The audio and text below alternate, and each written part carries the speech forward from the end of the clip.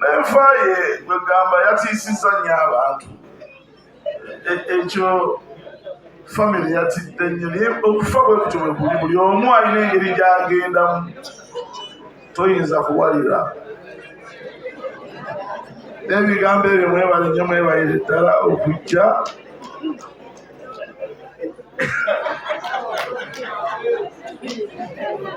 oyo ye Katero Bwama Honorable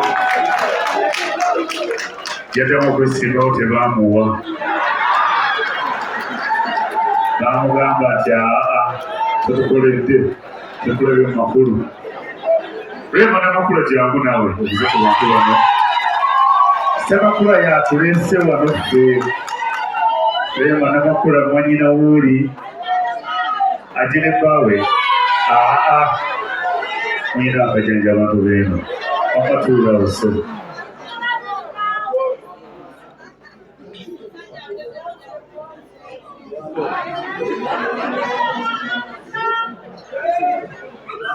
abaami n'abakyala mbaanirizaako mwenna mwebale kujja kubeerawo baaba wange Mesach mwebale okumulaga omukwano nga bwedda bwe mpulira bagamba tetuli mu nnaku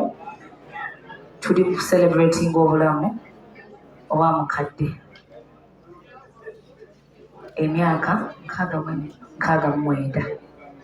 abasinga tukisabiriramu nga tutuuseeko awo inshaallah beebaza mwebale kujja mwebale kubeerawo era tusaba Mukama mwenna abatambuze bulungi nga muddayo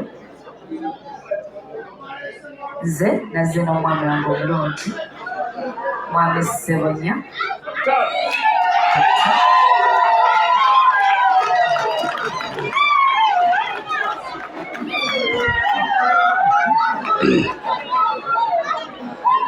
kababuuzeeko obubuuza sisobola mukkiriza kuva wano nga tumayogetteeko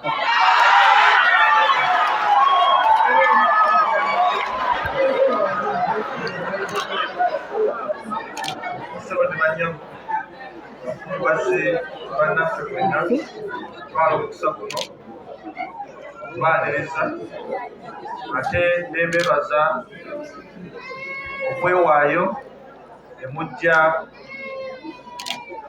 okubeera nga tukuŋŋaanira wamu nga tukubagiza ate era nga tuserebuletinga obulamu bwa mukadde waffe maama waffe ate n'okubeera nga tukubagira wamu ne mukwano gwaffe mutabani wammwe mwanyinaffe mwanyinammwe omusiime Mesach Ssemakula mwebale nnyo abatuuze okubeera nga mudduukiridde omulanga guno ne mujja mu mbeera eno ate neetwala n'omukisa guno okwebaza mikwano gya Mesach Ssemakula baselebrities ab'enjawulo abantu abamatalenga mwebale nnyo abantu bebalabirako mu bintu eby'enjawulo kino kye mukoze nsaba buli omu Mukama Katonda abasasulemu birungi byereere era ffe nga Bassebunya olwawulidde omulanga guno twabadde tetuyinza kusigalayo kubanza wane eno ndi mu biti bya njawulo tusookera ddala nti omwami Mesach Ssemakula ze mukoddomi wange yampa akaana kano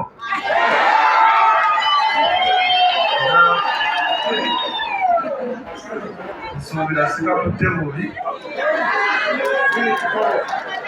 ate era ntwala n'omukisa guno okurecognizinga maama waffe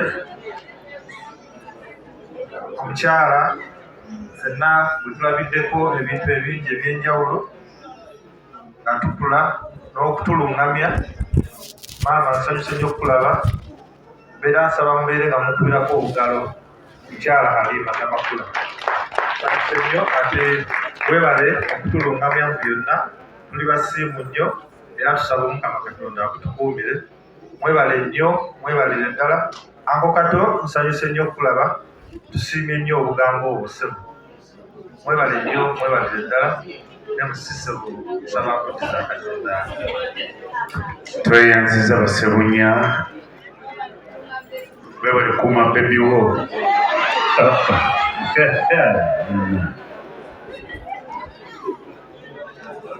nga bwe mbadde tujja kuziika enkya ssaawa 10 emanju wano tujja kukeera ku makya ssaawa mpaka ssaawa 2 tujja kuba n'ekyenkya ssaawa 3 mpaka ssaawa 4 naye gavumenti agenze kukumulaku katono ali motoka awuddemu katono naye tweyanze kuba nti muzze bangi tetulina nnyo bingi tugenda kukola tujaguza bulamu bwa mugenzi nja kufuna abavuzi batono genda kusooka ne Katolo Bwama ajje naye atubuulire ensi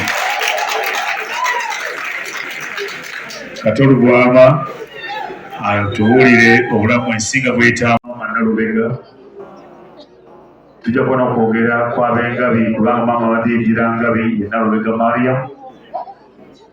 oluvannyuma wajja kubawo okwogera kw'aboolugave kubanga Ssemakula wa lugave aboolugave banamala okwogera entebe ze zino Rema naye n'ayingirawo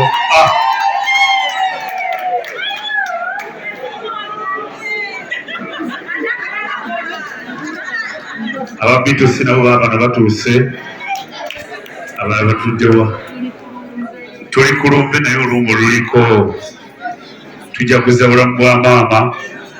tetwagala bakaaba myaka 69 si miyangu gya kufuna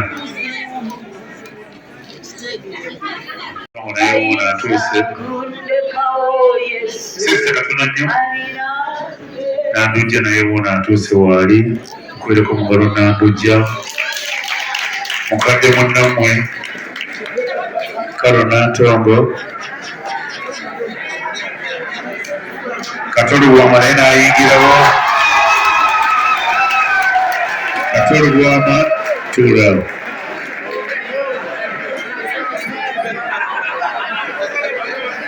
Kato tiisatiisaani tuula tolina kyoli Ababitusi nabo baabano omukwano obulungi bw'ennuma Hamza ne Rema nabo baabo bajja temulina kye mumanja kati obadde ne Hamza ajje wano